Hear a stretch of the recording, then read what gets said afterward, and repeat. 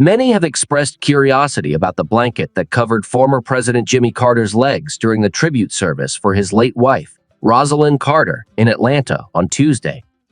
Their story is celebrated as one of the greatest love stories in modern history. President Jimmy Carter and his wife, Rosalynn Carter, first encountered each other in a hospital shortly after her birth. Years later, their romance blossomed when Jimmy Carter, on a trip home from the United States Naval Academy, spotted Rosalynn and invited her on their first date.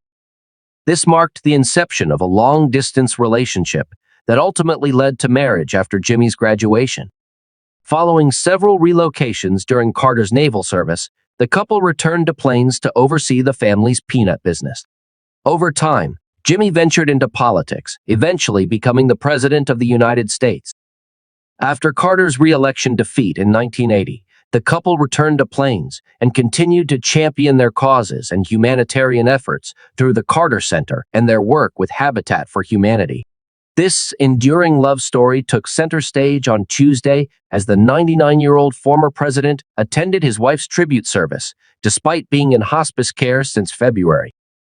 The service, held over 100 miles from their home, showcased Mr. Carter's commitment. Initially uncertain about his attendance, it was confirmed on Monday that Mr. Carter would be present, and he reportedly spent the night at the Carter Center to be close to his wife. He was wheeled into the sanctuary of Glen Memorial United Methodist Church just before the service, covered with a blanket featuring an illustration of the couple, identified as the Carters. The blanket also paid homage to Plains. It displayed the text 1,885 alongside images of dogwood flowers, buildings, and more. Rosalynn Carter passed away at the age of 96 on Nov. 19, shortly after it was announced that she had entered hospice care. The Carters' marriage endured for an incredible 77 years. The ceremonies for Mrs. Carter commenced on Monday, with a wreath laying at the Rosalynn Carter Health and Human Sciences Complex at Georgia Southwestern State University. Past and current members of her Secret Service detail escorted her to a hearse at Phoebe Sumter Medical Center in Americus. Mrs. Carter's motorcade then journeyed to the Jimmy Carter Presidential Library and Museum in Atlanta. A brief service was held upon her arrival, allowing the public to pay their respects as she lay in repose that evening.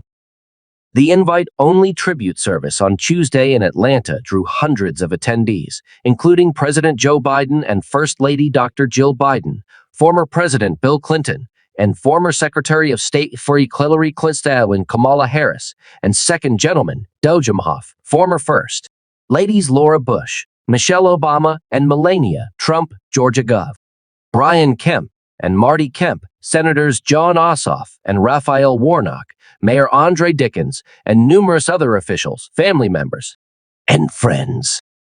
During the tribute service, former President Carter sat at the front of the church with his daughter Amy Lynn Carter and son James Earl Chip Carter, III President Biden, former President Bill Clinton, and others. Mr. Carter attentively listened as family members, including his daughter, son, grandson Jason Carter, and others, shared memories and several amusing stories about Mrs. Carter. The ceremony also featured the Carters' favorite pianist, David Osborne, and country superstars and close friends Trisha Yearwood and Garth Brooks, who performed John Lennon's song Imagine. A formal funeral service is scheduled for Nov. 28 at Maranatha Baptist Church in Plains, with a private burial at the Carter residence following the funeral.